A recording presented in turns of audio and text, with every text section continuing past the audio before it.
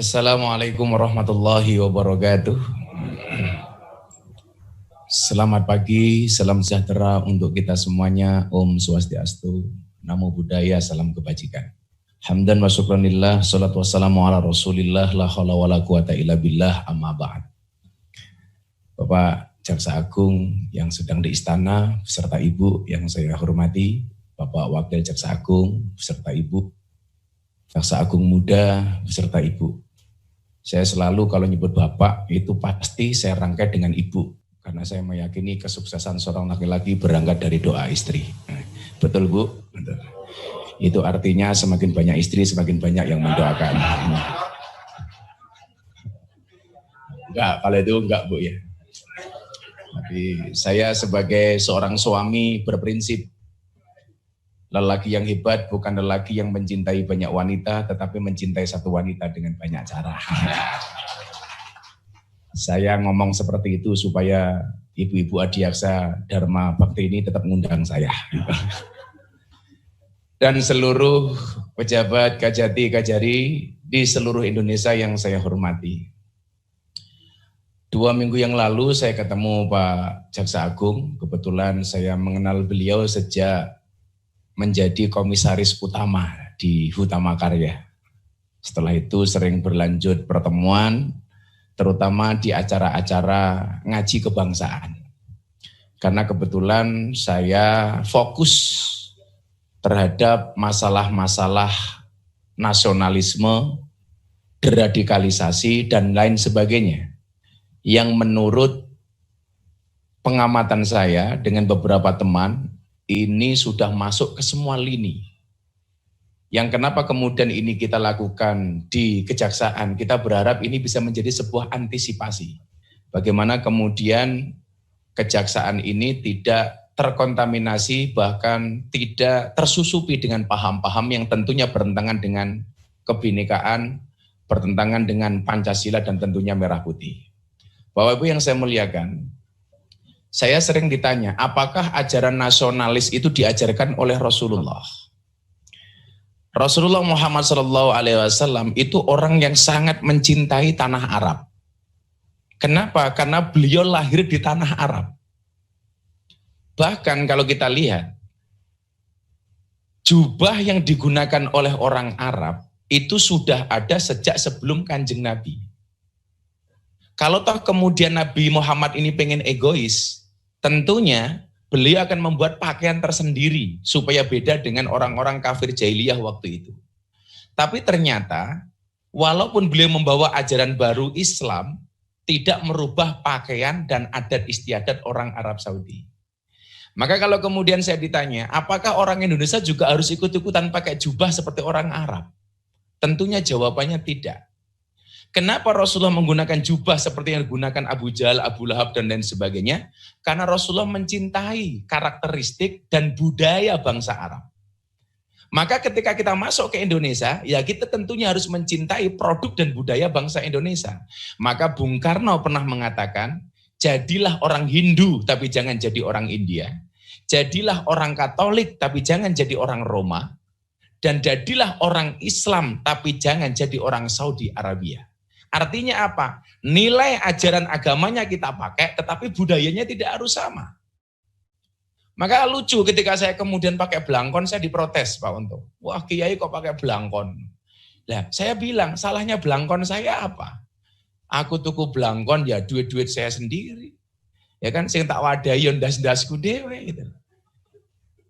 Orang kemudian tidak bisa membedakan mana agama, mana budaya. Coba kalau saya tanya sama Bapak Ibu, mohon maaf yang hadir di sini dan seluruh kawan-kawan di Indonesia, sahabat-sahabat di Indonesia, bedakan budaya dengan agama. Perintah Al-Qur'annya tutup aurat. Tutup aurat, ini pun masih debatable. Masih debatable. Maka ketika kemudian anaknya Profesor Dr. Quraish Shihab, Mbak Najwa Shihab, tidak pakai jilbab, kemudian banyak diprotes. Lucunya apa? Profesor Dr. Quraish Shihab itu profesor Al-Quran, dokter Al-Quran. Dan yang memprotes beliau orang yang tidak bisa membaca Al-Quran. Orang-orang tidak bisa membedakan mana budaya, mana agama.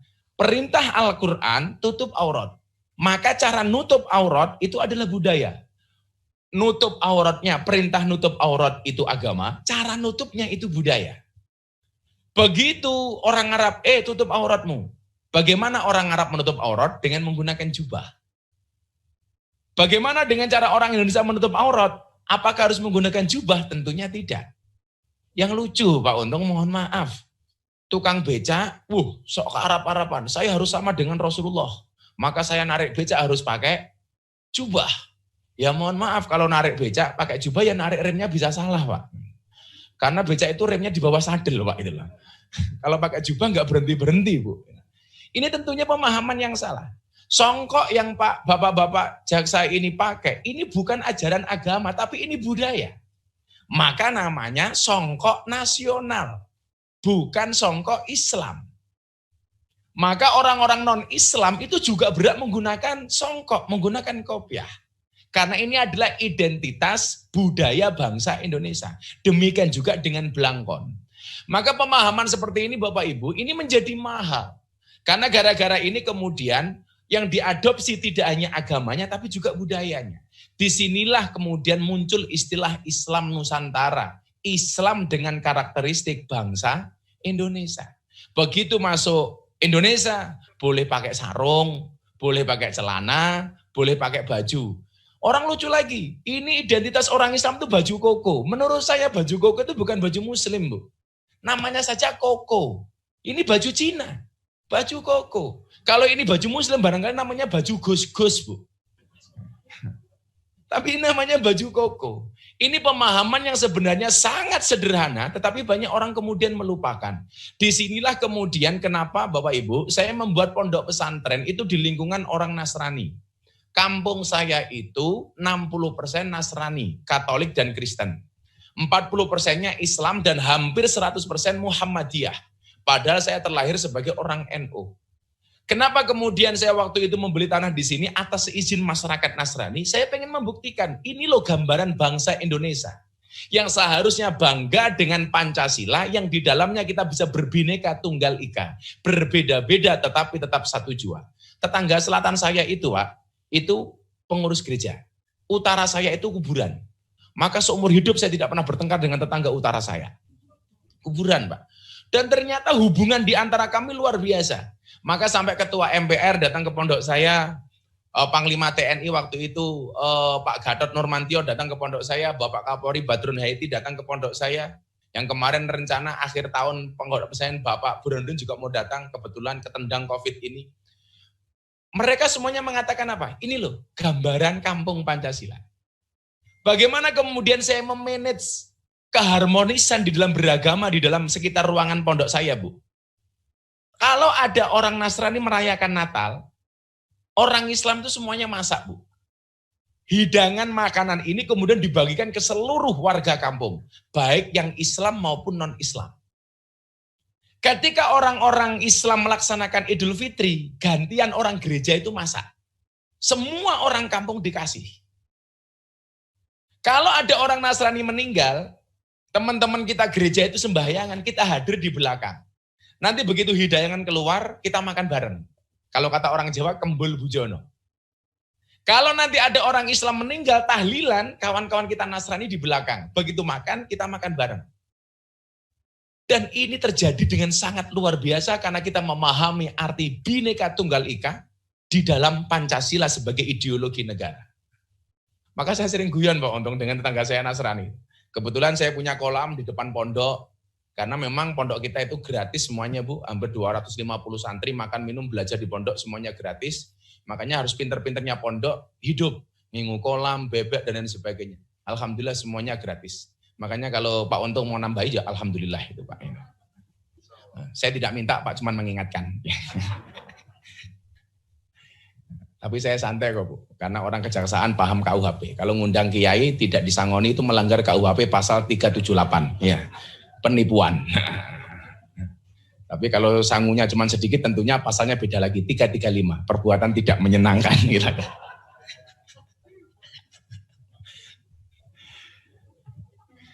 Saya di depan pondok itu ada kolam. Teman saya pendeta telepon saya, Gus Miftah punya kolam ya?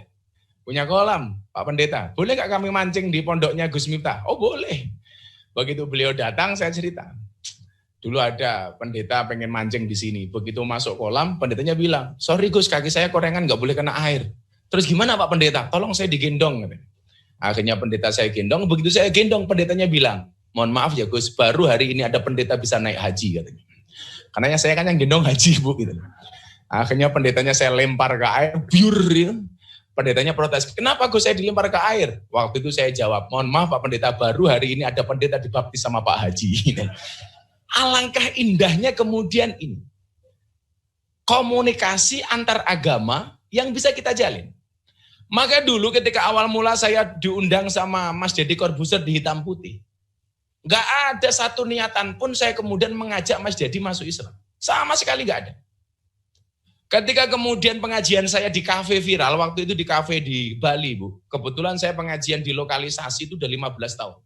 Di kafe-kafe dan klub malam di Indonesia, termasuk klub malam terbesar di Jakarta, itu pengajian sama kita sudah 14 tahun. Di seluruh Indonesia.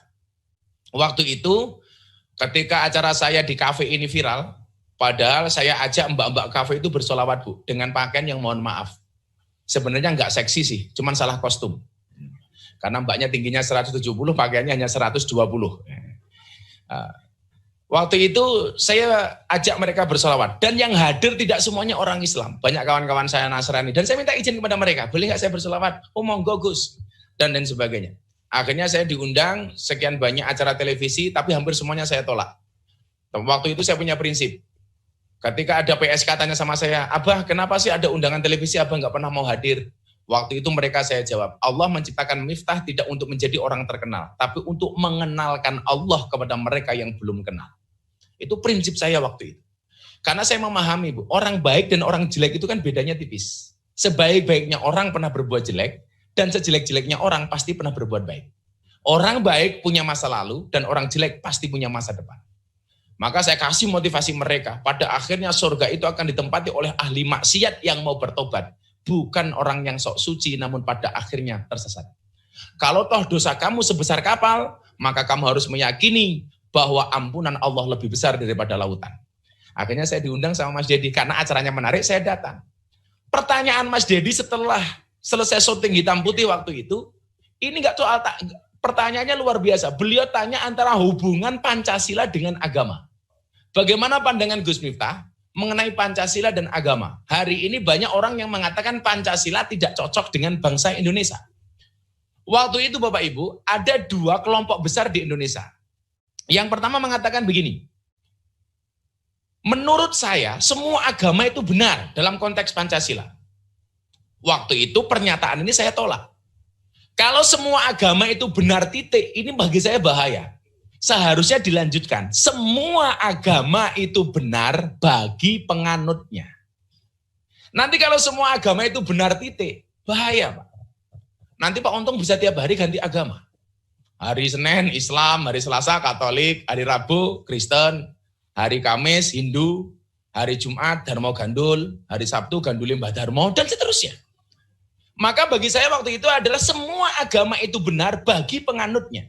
Maka dalam Al-Quran konsepnya pun jelas. Famang sya'a fal yu'min, famang sya'a fal yakfur. Yang mau beriman, berimanlah. Yang mau kafir, kafirlah. Anda mau jadi orang Islam, silakan. Enggak juga, silakan. Kan ada pilihan. Dalam konteks toleransi, Al-Quran mengatakan dengan jelas. Lakum dinukum waliyatin. Untukmu agamamu dan untukku agamaku. Sebenarnya di sini sudah tidak ada persoalan.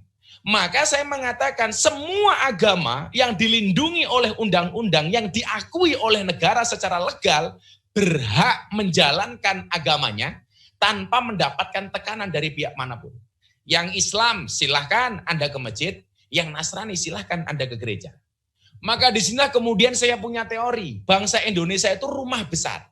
Di dalam rumah besar ini ada 6 kamar. Ada kamar Islam, ada kamar Katolik, ada kamar Kristen, Hindu, Buddha, Konghucu. Selama orang-orang ini kembali ke kamarnya masing-masing, itu tidak akan pernah terjadi masalah. Yang menjadi masalah itu adalah ketika kita kembali ke kamarnya orang lain. Salah kamar. Apalagi salah nuroni bojone tanggane, Pak. Ini masalah lagi. Kita ngobrak-ngabrik kamarnya orang lain. Yang menjadi persoalan di sini. Maka kalau saya kadang-kadang teman-teman gereja mengadakan Natal bersama, bukan sembahyangannya ya Pak, bukan ritualnya, mereka kayak semacam sawalannya mereka lah di gereja Natalan bersama, saya sering diundang. Maka saya bilang, kalau orang Indonesia itu tidak bisa akur gara-gara beda agama, kalah dengan burung. Burung itu punya agama tapi bisa akur Pak. Agamanya burung itu ada dua, kalau enggak Kristen, Islam. Burung Kristen buktinya ada burung gereja. Burung Islam itu ada burung namanya emprit kaji Pak.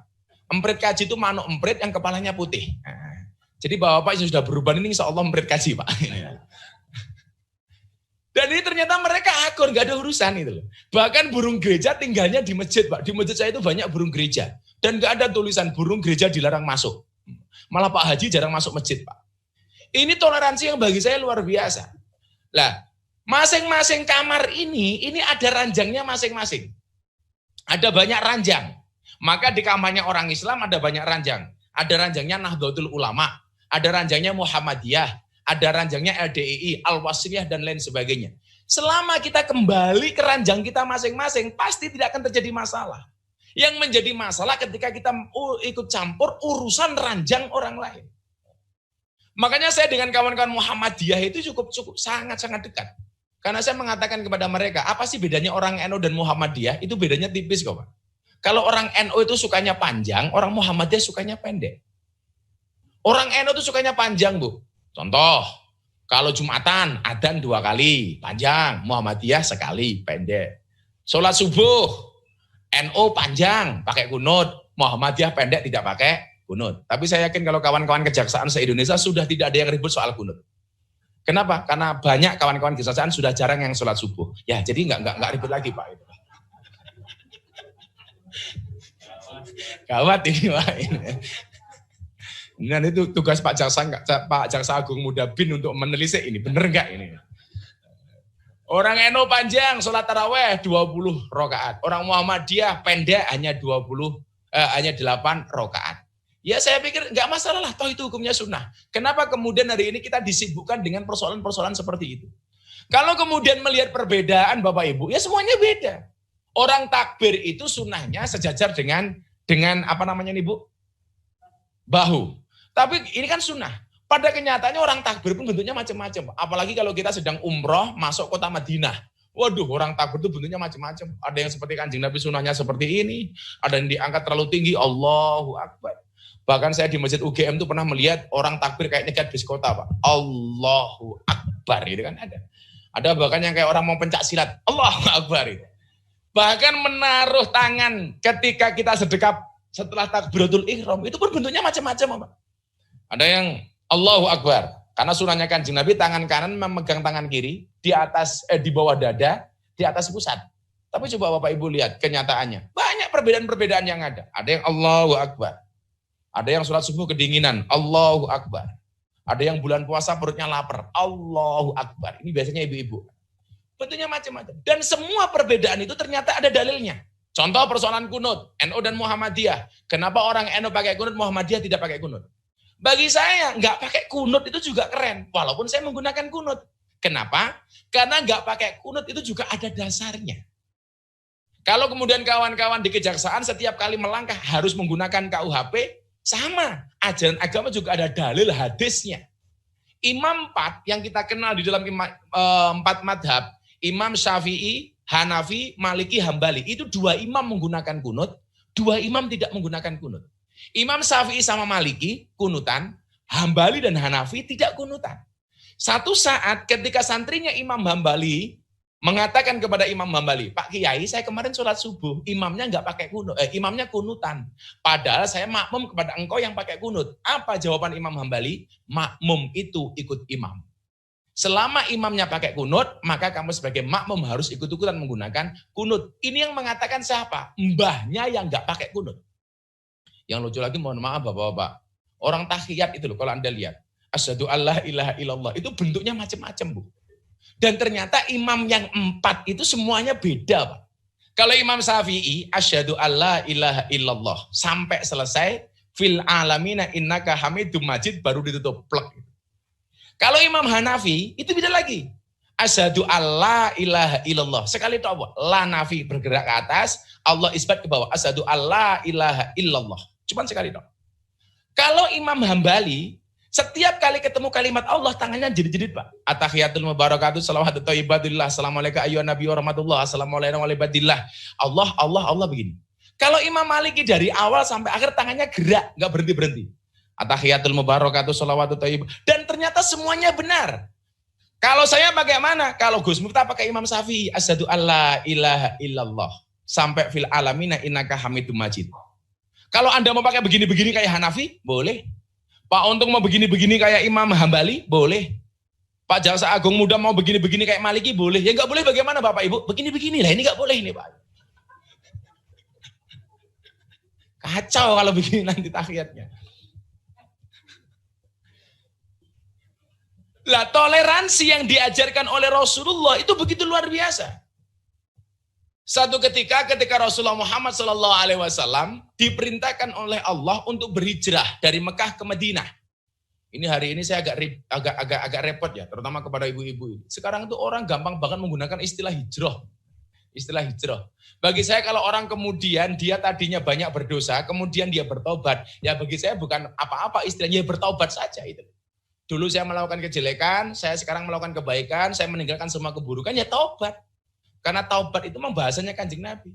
Nah sekarang banyak yang salah tentang bahasa hijrah. Saya itu Bapak Ibu, kalau pengajian di lokalisasi Sarkem, di Pasar Kembang itu, dengan Mbak PSK, setiap 3 bulan sekali Bu, saya bagi sarjadah, mukena, sama Al-Quran. Saya bagi gitu. Satu saat, setelah 3 bulan sebelumnya saya bagi, 3 bulan kemudian saya absen. Mbak-mbak yang belum dapat mukena siapa? Saya Gus. Ternyata banyak banget. Bulan sebelumnya saya udah bagi 100, ini masih ada 100 lagi. Saya bilang, kok banyak banget yang belum dapat? Perasaan kemarin saya sudah bagi 100 mukena dan sajadah. Ini Bah, ini banyak yang hijrah. Hijrah dari mana? Dari Doli ke Sarkem. Ya Allah. Jadi Doli tutup, Pak Untung itu pindahnya ke Sarkem. Dengan menggunakan bahasa hijrah. Ya Allah, ini bagaimana? Pindah tempat. Dari Doli ke Sarkem. Tapi saya sarankan Pak Untung jangan ikut-ikutan saya pengajian di sana Pak. Karena itu pengajian paling menyenangkan sedunia. Ngajinya berpahala, matanya bervitamin.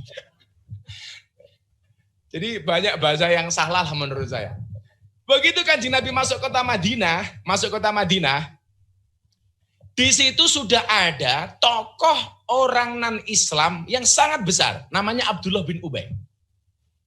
Kedatangan Nabi Muhammad ke kota Madinah itu membuat dia tersaingi. Yang dulu orang Madinah mengidolakan Abdullah bin Ubay, akhirnya ketika Rasulullah datang, orang-orang Madinah beralih ke lain hati. Mengidolakan Abdullah bin mengidolakan Kanjeng Nabi Muhammad SAW. Akhirnya Abdullah bin Ubay ini marah, Pak. Marah sampai kemudian memprovokasi orang Madinah dengan mengatakan apa? Samin kalbak yakulka, gemukkanlah anjingmu, maka anjingmu akan memakanmu. Jadi Kanjeng Nabi itu pernah Pak dionek-onek seperti anjing oleh Abdullah bin Ubay. Dan Kanjeng Nabi relax, enjoy. Makanya hari ini kalau kita korp kejaksaan barangkali sering dibully orang, di masa dan sebagainya, kita santai-santai saja lah. Barangkali toh tidak semua kritikan mereka itu benar, omongan mereka itu benar. Saya itu banyak kali Bapak Ibu tentang konsep saya berpancasila, tentang konsep saya Islam Nusantara, saya ngaji di kafe Pak, di Instagram, kebetulan follower saya lebih dari 1 juta. Itu komentarnya sangat-sangat menakutkan Bapak Ibu. Tapi saya santai. Ketika saya posting yang komentar katakanlah 100, yang ngasih like itu bisa sampai 2.000, bisa sampai 15.000, bisa sampai 100.000. Pertanyaan saya Bapak Ibu, kenapa jumlah like itu lebih banyak daripada jumlah komen? Jawabannya ternyata sederhana. Kenapa jumlah like lebih banyak daripada jumlah komen? Seberapa banyak pun orang yang membencimu dengan komentar-komentarnya, ingatlah di luar sana lebih banyak yang mencintaimu dari dalam hatinya. Makanya kenapa jumlah like lebih banyak daripada jumlah komen? Tapi kalau yang jomblo beda Mas. Kenapa jumlah like lebih banyak daripada jumlah komen? Karena banyak orang cinta tetapi tidak berani mengatakannya. Iya. Yang jomblo-jomblo lele maneman lak musunat lele. Nikah. Allah itu menciptakan hambanya berpasang-pasangan. Allah menciptakan manusia berpasang-pasangan. Artinya kalau kamu tidak punya pasangan, jangan-jangan kamu bukan manusia ya. Ini diprovokasi Bapak-bapak. Jangan deketi Muhammad. Itu provokasi. Tetapi apa yang dilakukan oleh Rasulullah? Dia mendoakan Abdullah bin Ubay supaya mendapatkan hidayah. Padahal ini jelas orang-orang yang memusuhi kanjeng Nabi Muhammad SAW. Apakah Nabi Muhammad berhasil? Tidak. Dia tidak masuk Islam. Tetapi anaknya Abdullah bin Ubay itu masuk Islam. Sama halnya ketika kemudian saya berkawan dengan Mas Deddy Corbuzier. Sama sekali saya tidak pernah bro ayo masuk Islam. Enggak, Pak. Dia cuma sering diskusi dengan saya bagaimana kemudian cara orang beragama dengan baik. Bagaimana Gus Miftah memahami agama di negara yang sangat plural seperti Indonesia. Di negara yang berideologikan Pancasila dan lain sebagainya. Sama sekali tidak pernah ngajak. Padahal sekian banyak ustadz yang WA Mas Deddy Corbuzier, ayo Mas Anda mu'alaf dan lain sebagainya. Sampai pada akhirnya kemudian ketika dia yakin masuk Islam, diskusi dengan saya masih saya tolak, Bu. Saya ada pengajian di Kalimantan, dia telepon saya, bro, I will to be a Muslim, saya pengen jadi orang Islam. Waktu itu saya tolak, nggak usah Mas. Loh, banyak ustadz ngajak saya masuk Islam. Saya mau masuk Islam sama kamu, kok kamu tolak, kenapa? Saya jawab waktu itu, mohon maaf bro, jadi orang Islam itu berat, Ferguson, berat. Kamu nggak akan kuat. Cukup aku saja. Dia ngeyel, Pak. Pokoknya saya mau masuk Islam. Jangan. Saya nggak pernah memprovokasi kamu untuk masuk agama Islam. Silakan cari ustadz yang lain. Saya teleponkan Imam Masjid Istiqlal bila kamu mau di situ. Enggak. Karena Gus Miftah pernah bilang sama saya. Apa yang saya bilang sama kamu? Kalau toh saya kemudian harus masuk agama Islam, besok wajah Islam saya itu seperti apa tergantung pintu masuknya. Kalau pintu masuknya suka marah, Islam saya akan penuh dengan kemarahan. Kalau saya masuk Islam melalui orang yang keras, Islam saya penuh dengan kekerasan. Tapi Gus Miftah mengatakan kepada saya, kalau pintu masuknya ini ramah, maka Islam saya akan menjadi Islam yang ramah dan menyenangkan. Waktu itu dia bilang, kalau saya harus masuk Islam, saya harus melalui pintu yang ramah. Dan this is you, not others. Ini adalah kamu, bukan yang lain. Saya tanya, kenapa kamu mengatakan Islam saya Islam yang ramah? Jelas, Gus Miftah itu pengajian di mana-mana diterima. Di kantor diterima, di kampus diterima, di pesantren diterima, di lokalisasi diterima, di kafe diterima. Dan itu saya mau ikut. Ah, rupamu bro, tak bilang begitu. Artinya apa? Gambaran Rasulullah kepada kawan-kawan non-muslim ini yang perlu kita contoh. Didoakan. Sampai akhirnya Abdullah bin Ubay ini meninggal dunia, Pak. Anaknya Abdullah yang masuk Islam, matur sama Kanjeng Nabi. Kanjeng Nabi, bapak saya meninggal dunia. Mau nggak engkau takziah melayat ke bapak saya? Apa jawaban Kanjeng Nabi? Oke, saya datang. Kanjeng Nabi takziah melayat kepada orang yang memusuhi Kanjeng Nabi dan beragama non-Islam. Kenapa sekarang kebanyakan dari kita melihat orang non-Islam, orang beragama lain seolah-olah menjadi musuh? Padahal Kanjeng Nabi tidak mengajarkan itu. Tidak mengajarkan itu. Ketika Kanjeng Nabi hadir, semua keluarga besar Abdullah bin Ubay kaget. Ini orang yang dimusuhi oleh bapak saya, dia datang. Tidak hanya itu. Kanjeng Nabi, mau nggak saya minta jubahnya untuk kain kafan bapak saya? Mikirnya anaknya Abdullah bin Ubay, kalau bapaknya dikafani dengan jubahnya Kanjeng Nabi, tidak akan ditanya oleh malaikat munkar nakir, Pak. Jubahnya Kanjeng Nabi, bro. Tidak sampai di situ. Dia minta supaya bapaknya disolatkan. Waktu itu belum ada larangan mensolatkan jenazah non-muslim. Sampai ketika Kanjeng Nabi mau sholat, turunlah satu ayat. Wala tusolli ala ahadim minhum mata abadan wala takum ala qabri. Dan janganlah sekali-kali kamu Muhammad mensolatkan, mendoakan orang yang mati salah satu di antara mereka, dan janganlah kamu berziarah di atas kuburnya. Ini adalah larangan mensolatkan jenazah orang non-Islam. Artinya apa? Akhlak inilah seharusnya yang dikembangkan oleh bangsa Indonesia. Jangan sampai kemudian perbedaan agama ini menjadikan kita bermusuh-musuhan. Toh mereka saudara kita. Maka awal dari pikiran-pikiran radikalis seperti ini sekarang muncul Pak di Indonesia. Menganggap agama kita yang paling benar itu hukumnya wajib. Tetapi bukan berarti kita diperbolehkan untuk menghina agama lain. Setahun yang lalu Pak, tetangga saya orang Nasrani piknik ke Parangtritis. Saya dijemput, ayo Gus ikut. Oke saya datang sama teman-teman Nasrani. Begitu saya naik bis saya bilang, Bismillah, diprotes sama kawan saya para Nasrani. Salah Gus, kita tidak naik Bismillah tapi bis kota. Tak bilang. Ya, kita santai saja Pak. Begitu di jalan ada petir, dar. Teman saya pendeta bilang, haleluya, haleluya. Saya bilang, salah Pak Pendeta, itu bukan haleluya tapi halilintar. Oh iya betul gitu. Dan dialog seperti ini sebenarnya indah. Sampai kemudian saya turun dari bis kota ke Pantai Parangtritis, saya pakai sarung. Kebetulan saya lupa pakai celana dalam, sarung saya kena angin buka Pak. Wut gitu. Pendeta langsung bilang, wow, Saya jawab, salah Pak Pendeta, ini bukan wow tapi alif. Oh, apa itu dia bilang? Oh, ratau ngaji ya. Alif Pak, untung bukan wow. Maka Bapak Ibu rahimakumullah, saya pengen kemudian pemahaman-pemahaman seperti ini bisa kita pahami dengan baik dan benar. Bahwa konsep Pancasila ini sudah mutlak dan harga mati bagi bangsa Indonesia. Maka bagi siapapun yang tidak setuju dengan Pancasila, ya mohon maaf silahkan tinggalkan Indonesia. Saya dialog kebangsaan dengan Pak Ganjar Pranowo di salah satu sekolah di Kudus. Saya sangat terkejut Bapak Ibu, ketika ada orang yang menggunakan atribut ASN, aparatur sipil negara, artinya dia pegawai negeri. Ketika dialog dia mengatakan sama saya begini, Gus Miftah, kenapa sih bangsa Indonesia tidak mencontoh Arab Saudi? Saya bilang, ada apa dengan Arab Saudi? Arab Saudi itu negaranya maju karena menganut sistem khilafah. Saya tanya, Anda tahu dari mana Arab Saudi menggunakan sistem khilafah? Karena Arab Saudi itu berdasarkan kepada Al-Quran dan Al-Hadis. Anda salah. Memang dasar negara mereka Al-Quran dan Al-Hadis. Tetapi Arab Saudi tidak menganut sistem khilafah. Maka Arab Saudi itu menggunakan bahasa Al-Mamlakah. Al-Mamlakah itu artinya kerajaan. Itu bukan khilafah. Akhirnya dia diam. Ternyata apa? Orang yang kemudian ngayal dengan paham-paham seperti ini, tidak sepenuhnya mereka paham apa itu khilafah. Saya katakan khilafah itu tidak ditolak di Indonesia, tapi tertolak secara otomatis. Kenapa?